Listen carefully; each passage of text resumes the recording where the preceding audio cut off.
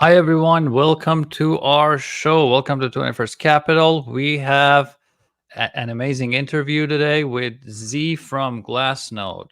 He's known as Crypto Wizard. He's a real wizard when it comes to data analysis and on-chain data. He works at Glassnode. He's a senior analyst there, and a lot of the individual and institutional reports of Glassnode is managed by Z.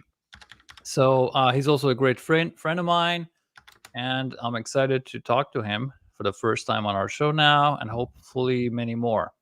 So hey Z, thanks for coming. Hello, how you doing, Sina? Thank you, sir. So today we have a great plan for you guys. First of all, I will present some of the latest statistics on Bitcoin ETFs. Then I'll hand it over to Z to explain some interesting ideas about the quantitative assessment of the impact of Bitcoin ETFs on the market. Because a lot of people, think truly believe that ETFs have been extremely important, but no one has essentially, as far as I know, done a strong quantitative assessment on how these ETFs actually impact the market and change the structure. And at the end, we will also do a comparison with Ethereum ETFs. So Z, if you want to introduce yourself a little bit before I begin sharing my charts, that'd be great. Sure.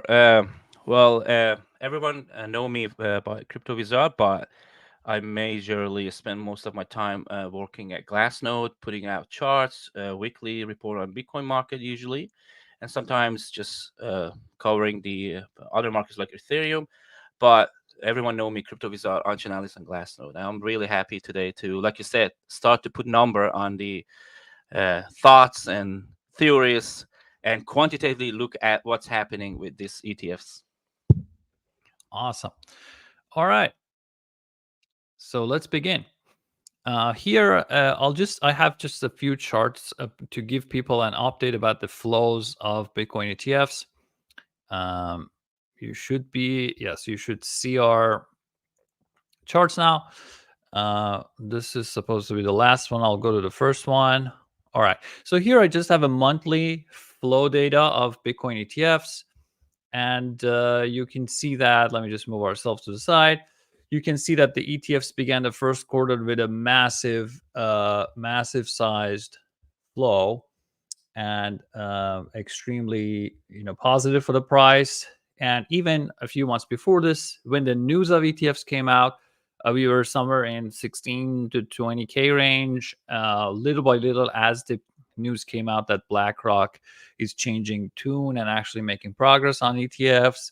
Uh, each of those major news events, if you look at the price chart, you'll see they have a significant effect on the price. So it took us all the way to 30, 40 range. And this huge flow in this first quarter pushed us to the all-time high, above 70,000. But then as soon as second quarter began, April, a lot of people perhaps began to rebalance, or the initial burst of inflows slowed down. So we had a negative month, and this caused a lot of people to begin saying, ETFs had no impact, or maybe it's done, it's over.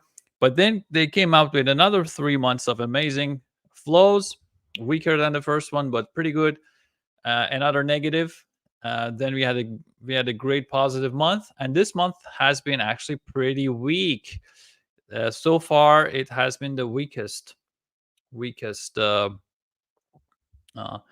yeah, and with that, let's move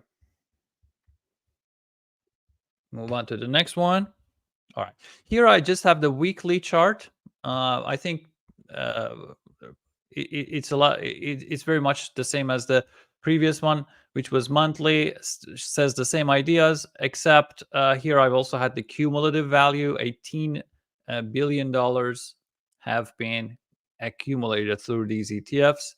It's extremely large and important, and that's a testament to the relevance and the power of these ETFs.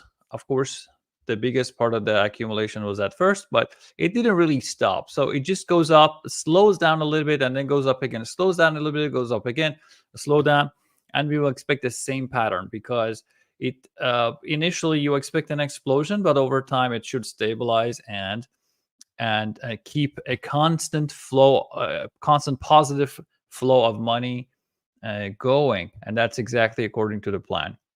And these are the total numbers of flows. If you're interested, BlackRock has brought $21 billion. GBTC has sold 20 billion. Fidelity, almost 10 billion. And the other ones are pretty much small. Perhaps notable ones are ARK and Bitwise, each more than $2 billion. And putting all of it together, $18 billion have flowed into the ETFs. Here's last week. Or this week actually.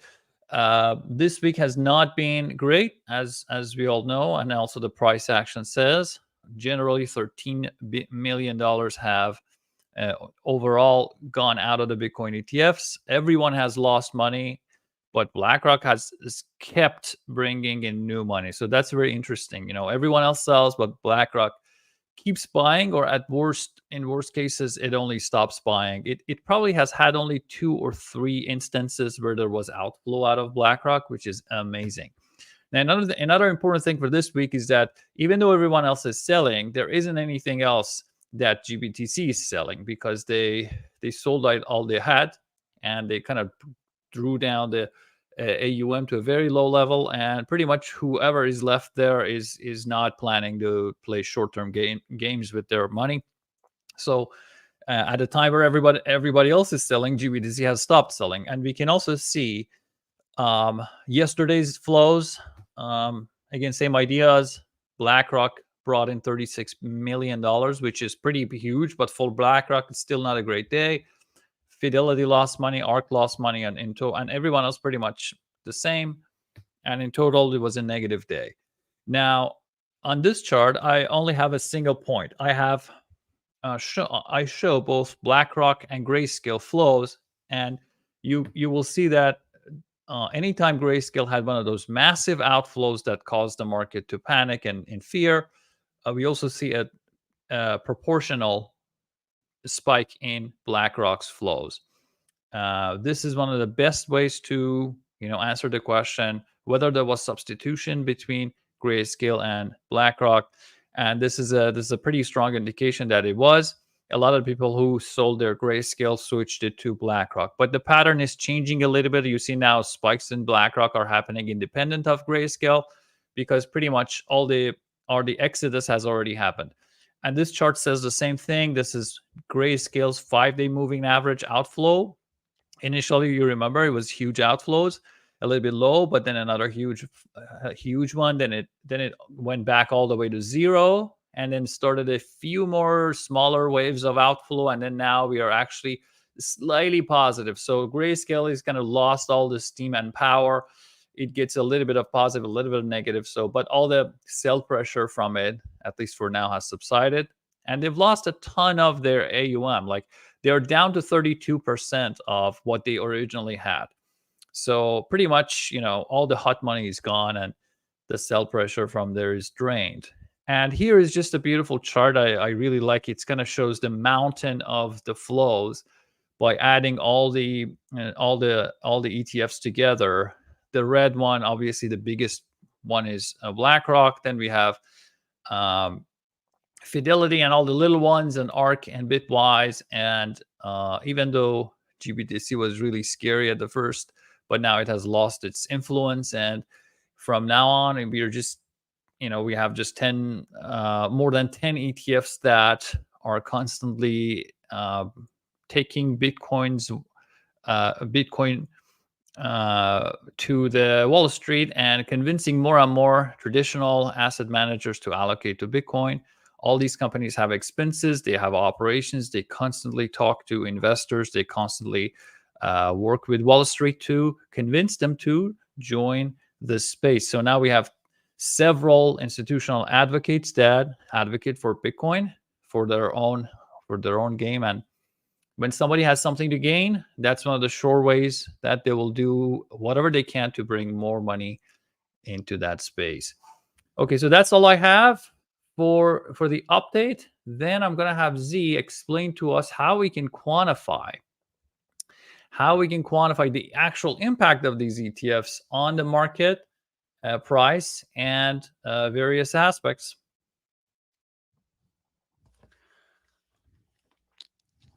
Sure. I think I can just show the. Can I share my screen now? Oh, Yes. lovely. Sure. Yeah. Yeah. Great chart, especially the last one, Sina. I really love it. You can see how human might be actually focusing on one side of the story and not knowing the other side, and it might affect your behavior. Like you said, GBTC was showing a strong outflow, but if you really look at the net flow to the ETFs, you could see exactly how it was like they were doing pocket to pocket. It was actually moving out of GBTC and going to BlackRock.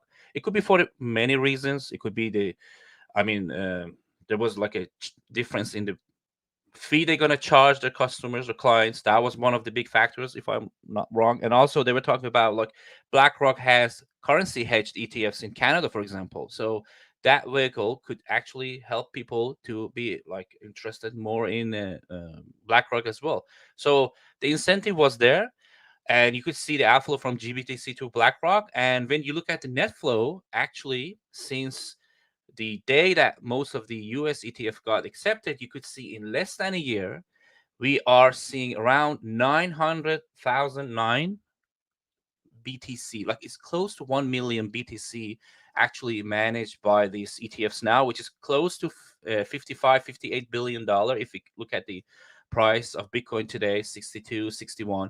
So that's a huge number. When we look at this big chunk of Bitcoin from supply, it's almost close to 4 point, if I'm not wrong, it's around 4.5% of circulating supply. So when we want to talk about the quantitative assessment of the ETF's impact on the market, we can start with this. Close to 5% of the supply is now being managed, traded, and move around by these ETFs clients. Is huge, less than 1 year. And like you said, right now BlackRock is just running the show. They're the biggest. GPTC used to be the biggest one, but like we just explained, you could see the outflow from GPTC to BlackRock, and now BlackRock is the main player there.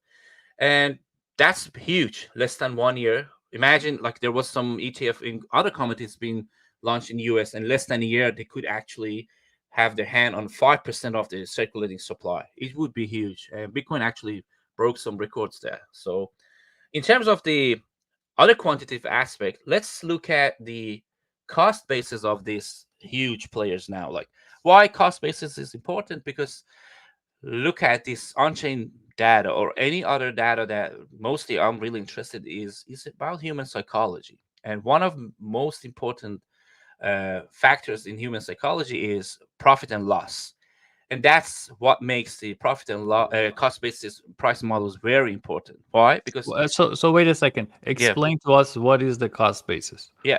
So cost basis is, let's say we're talking about the specific cohorts or subgroup of investors.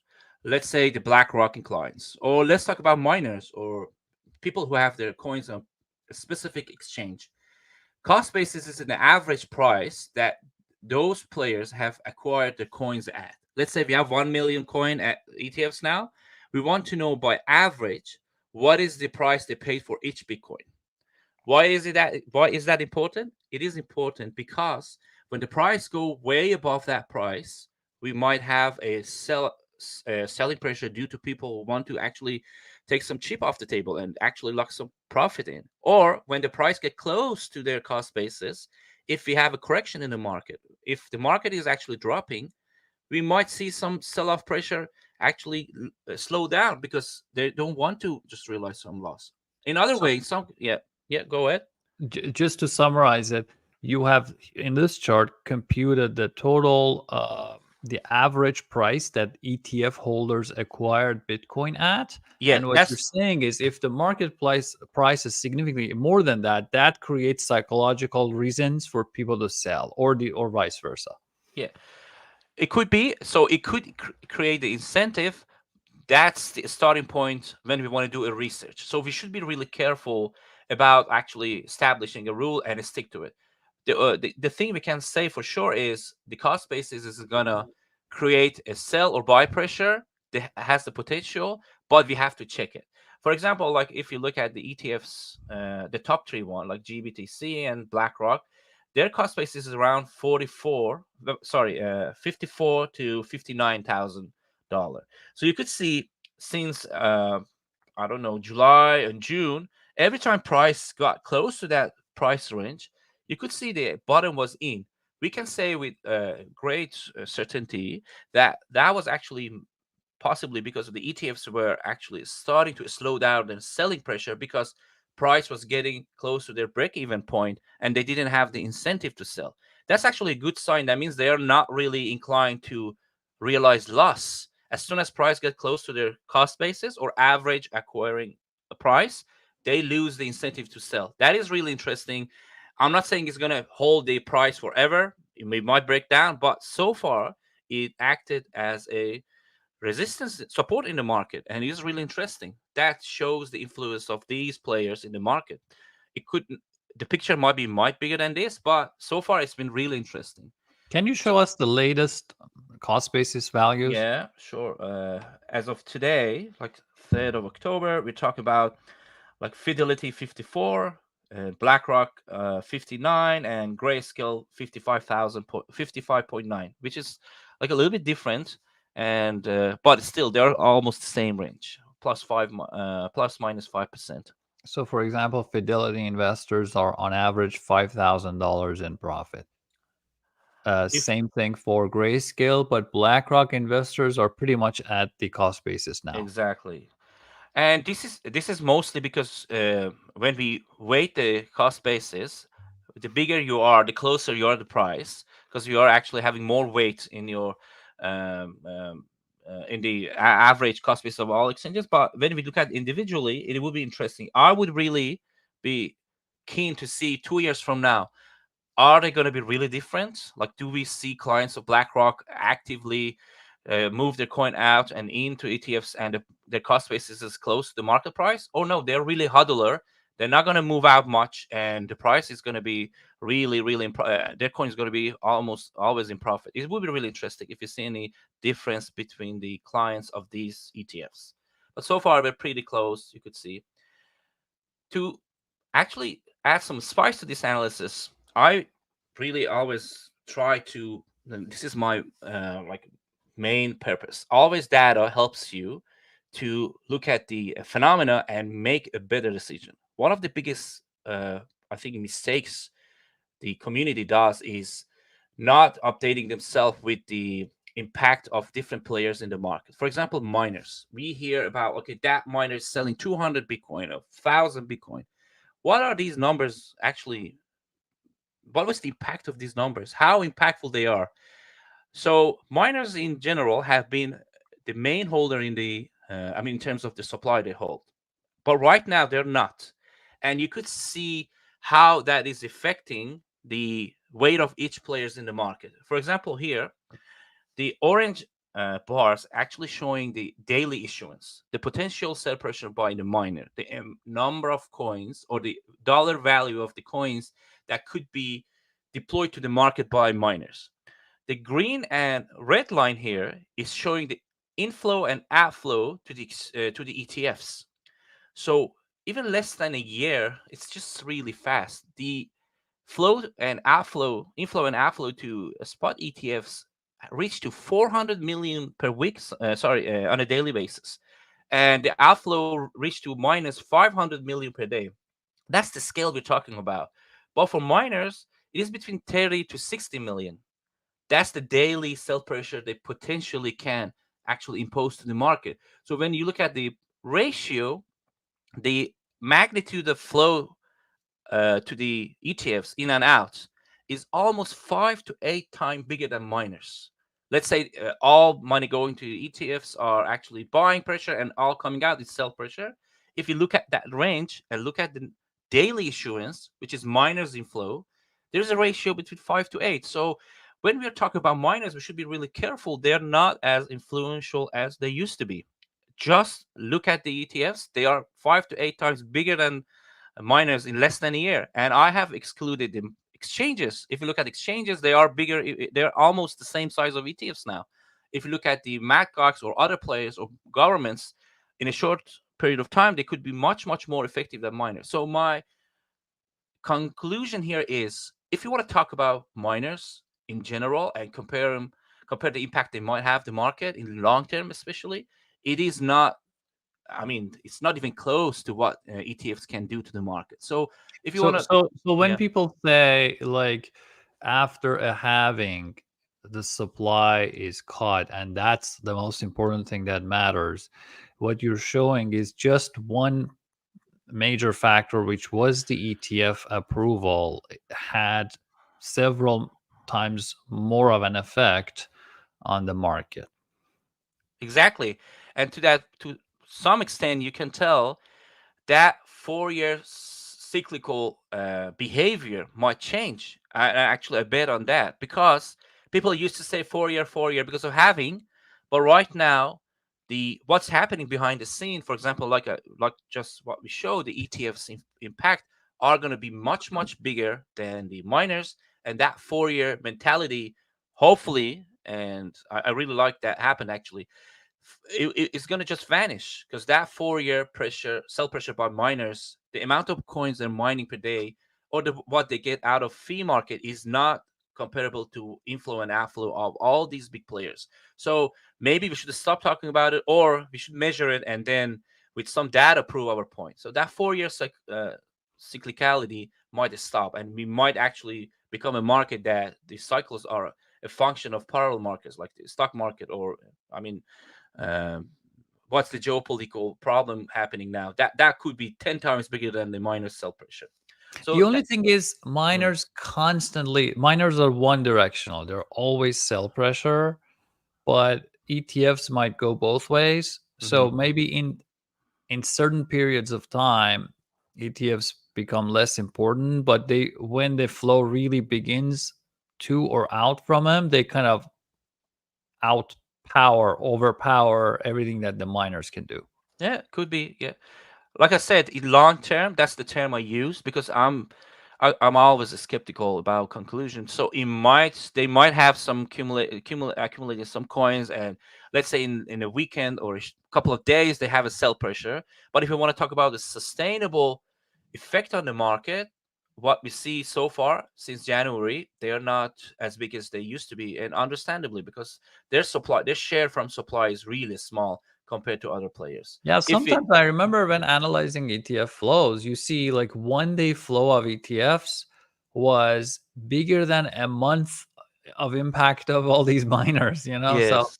Uh, yeah, it's amazing. It's amazing. That being said, because so far we talked about flow, we talked about like the ETF share from the supply. But let's imagine we have a closed system, which is the network, and when the money coming in, when the capital actually been injected to the network, we can see the market go up, obviously. And when we are experiencing some sort of capital outflow, market is dropping. That's the long-term effect of capital on the market, right? That's just it's almost self-explanatory. Now we have the tool in on-chain to measure the net capital inflow in the market, which is, we go with the realized cap, but I don't want to go too much about the details. But realized cap is literally looking at the net capital coming into the market and going out of the market, and cumulatively using the realized cap, we can say for now today how much money was injected to Bitcoin network versus market cap, which is literally the price multiple the circulating supply, which is I really don't believe in market cap, but realized cap is closer to the true value of the money that been locked in the network. If you look at the change in the realized cap, or look at how much money since the day that ETFs were launched came into the Bitcoin market from all sources, the number is somewhere around like I think it's around $210 billion. That's an estimation. That's not exact, but it's really, really, really better than market cap. So around $210 billion came to actually be injected to the market. It could be you, Sina, buying. Let's say your cost basis is 20,000.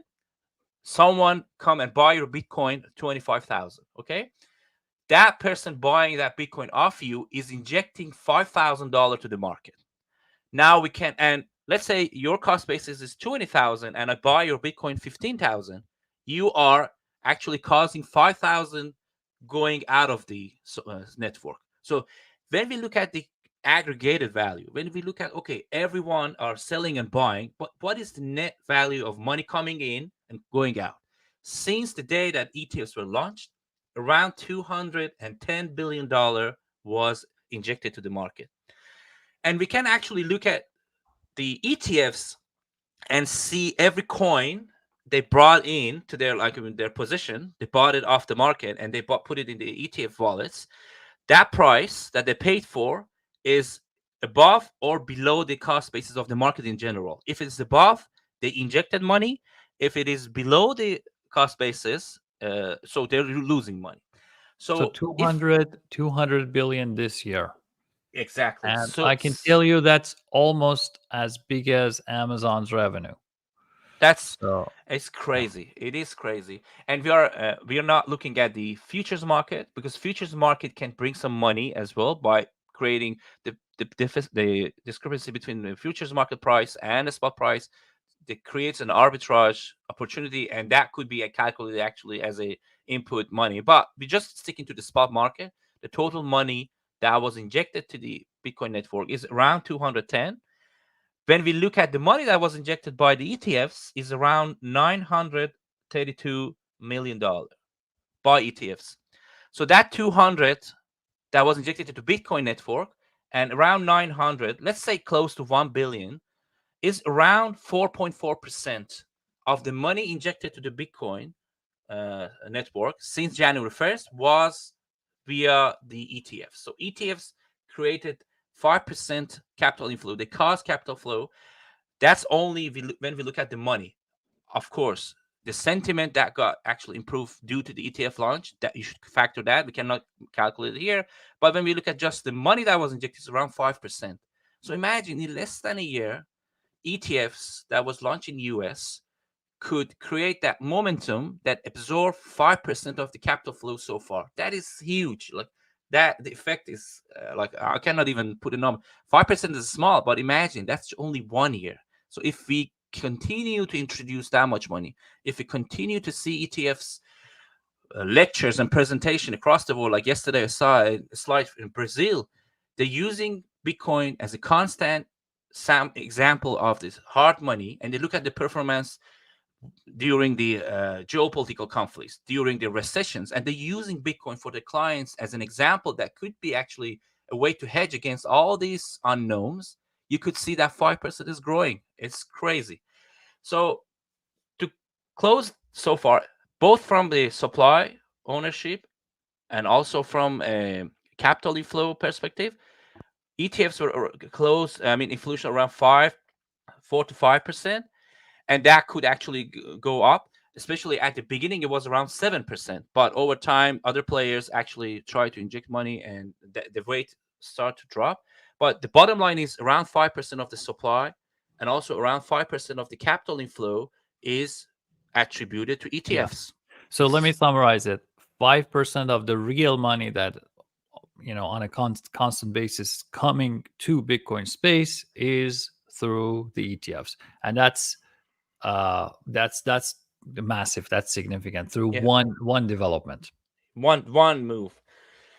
Now, everyone were talking about, okay, Ethereum is actually having an ETF. Well, it was a big move because launching ETF for an asset, digital asset, is in general, it's a really huge thing happen. But ETF did not that have that effect for Ethereum, and that everyone talk about it qualitatively, which is true. Like qualitatively, you can see the data that they launched so far. The ETH BTC ratio is dropping, but let's actually measure, because in some way we can use this inflow or the attraction of the Tradify to all these ETFs as a proxy to how much they like these assets, right? So far, we can look at how much they had like inflow, outflow, and judge it. Actually, see, do they like Bitcoin or Ethereum? Do they see it as a asset that they might like? I think that's a fair proxy to that. When we look at Bitcoin, because you showed in your slide at the beginning of the bull market, you could see actually there is a huge correlation between price and net flow to the BTC ETFs. You could see, and usually some market rallies was correlated as well. So you could see the weight of these ETFs on the price action. But my point here is, if you look at the weekly average of inflow per day, between $400 million inflow and 150 outflow is the size of the inflow outflow to the Bitcoin ETFs. So just remember that number. These days, like you said, we see a weakness, even though the recent rally to 65,000 was accompanied by almost 150 million per day inflow to ETFs. So they still have their weight, but you could see there is a decline in the maximum inflows. So you could see there's some weakness there. But the range is between minus 150 million outflow to 400 million inflow per day. Dollar, it's in dollar for Bitcoin. When we look at the same chart for Ethereum, first of all, you could see it's mostly outflow. So it's GB, I think it's grayscale. And when you look at the daily, it is somewhere between around 12 million to minus 12 million, positive 12 million inflow and minus 12 outflow, 12 million outflow. So the scale is 12 million minus to positive versus 150 to 400. Right off the bat, you could see dollar wise, if you look at the dollar denominated value, Bitcoin is much bigger. It's just in order of 10 to if you look at the positive side, is around like Let me three tell times, you, 30 the times, almost 30 times. 24, no, actually a lot more than 24 divided by 550, 5%. Oh yeah, if you look at the absolute, yes, Yeah. it's the smaller. But let's be fair here, because yes, it was almost expected that Ethereum is smaller because it's in a smaller market anyway. So the way we can look at this in a more um, understandable way, or a comparable actually way, is to look at the inflow outflow to ETFs for both assets, but normalize it or divide it by a spot volume of each asset.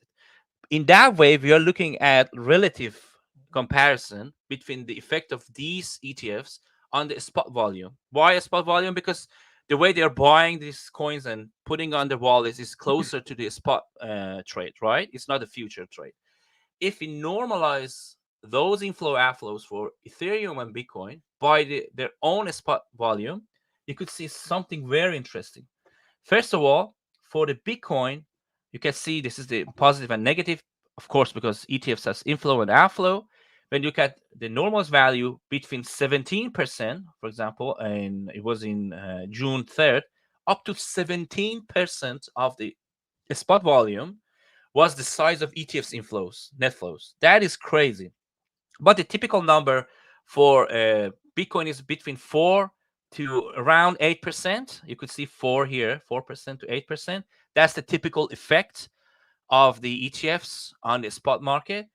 But when you look at the Ethereum, it's between 0.5%, and recently it was late September, 1%. So the ETFs that was launched for Ethereum and max affected the markets 1 to 1.5%. I mean, if you take the spot market as a reference, but for Bitcoin, it was affecting between 4 to 8%, and sometimes even up to 17% of the supply. Sorry, spot volume was actually uh, was the size of the ETFs. So you could see, even if you take a relative magnifier and look at these two, Bitcoin has been Bitcoin ETFs has been much more influential compared to Ethereum. That is really interesting. It might change in short term or long term, but so far, the TradFi, the big old man that has a bunch of money, so far decided to deploy that money into Bitcoin. What's going to be the next step? I don't know, but so far it's really interesting. So let's summarize those statistics compared to the daily trading volume Mm-hmm. uh, between Bitcoin and Ethereum. What was the percentage of that volume that came from ETF trading Yeah. in Bitcoin versus Yeah. Ethereum? We are here just comparing the inflow and outflow of the uh, Bitcoin to the ETFs by the trade volume. I know it's two different concepts, but that's what we had at the moment. when we look at this, the size of the Bitcoin in and out to ETFs were around 4 to 8% for the Bitcoin. It was equal to 4 to 8% of the spot volume for Bitcoin, but for Ethereum was 0.5% to 1.5% of the Ethereum spot trade volume. So Mhm. size of the market was measured by the spot volume.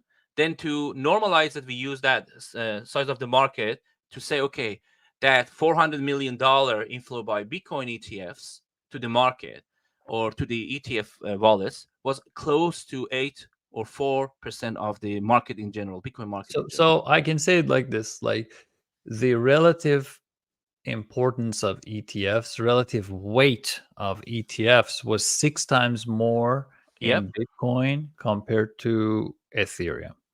you said it exactly. That's just the last, because we have to look at the Ethereum history. I think it was like 3 or 4 months ago. So throughout that 3 or 4, I have to do not have the exact date that they start to launch. I think it was let's see, it was around August, early August. So since early August, that, like you said, that ratio is really valid. Like it's 5, 6 times bigger in Bitcoin the case. So that's really interesting when we look at the ratio between the effect of these ETFs on their own market. Yeah, yeah. I think that sums it up, and we try to actually show the audiences what is the effect of ETFs mostly on Bitcoin market. And at the end, I thought maybe compare it with Ethereum and explain why or how why people saying Ethereum did not have that much attraction for the TradFi. We can show this by this chart that we just showed the audiences as the last slide. Very interesting. Very interesting. So I think today was one of our most data-packed sessions, and we hit a lot of ground in just 40 minutes so far. And by the way, 1,200 people are watching. So thank you guys for being with us. I see a lot of comments too, but it's just hard to answer them as we are showing the charts. But we will reply over time. Definitely keep those comments coming. We will read every single one and send a response to you in whatever platform you're submitting it, because we are now live streaming from 21st Capital's YouTube channel, Z's YouTube channel, and on Twitter. So in any of those platforms, we will see your comments and respond. So we looked at the latest ETF flows, monthly, weekly, daily. We looked at the effect of these ETFs in terms of the percentage of the real capital flow that they demonstrate. And Z beautifully showed us that 5% of the real dollars that are entering the Bitcoin are coming from the ETFs. Very important statistics. And he also showed us that the ETFs have held, what was the percentage? 5% of the total supply. So we are hearing a lot of fives today. Yep. 5% of total supply is now held by the ETFs. And also, when you look at mm, the inflow or outflow of Bitcoin spot ETFs normalized by the spot volume, it's 4 to 8% of the spot volume. Now, that number, the same number, is between half and 1.5, so almost 1% for Ethereum. So, relatively speaking, um, Bitcoin spot ETFs were a much bigger deal for Bitcoin than Ethereum, even when you normalize by the different uh, trading volume of the two different markets. So a lot of alpha here, a lot of important ideas that are based on deep research and all the great work that Wizard or Z does. Well, we really appreciate that. Do you have any other closing arguments? And also definitely show the audience where they can find you, where they can find your research, and on what platforms. Oh, all good. Thank you for having me, Sina. I'll always be happy to be on this show. And like Sina said, post your questions. I will try to get to all of them. You can find me mostly on inside the glassnode.com. That's where we put me and my team, we put a report on a weekly basis inside the Glassnode.com. But I go by Crypto Wizard on all social medias, and I'll be happy to address any question or concern or suggestion if the audiences have. And it was great to be with you, Sina. Sure. Make sure to follow Wizard on Twitter and his content on Glassnode as well. He's the brain behind a lot of the reports that Glassnode generates. So one of the best follows. Well, thanks a lot, Wizard. Appreciate your insights today, and we look forward to having you again in the future. Bye, Sina. Bye.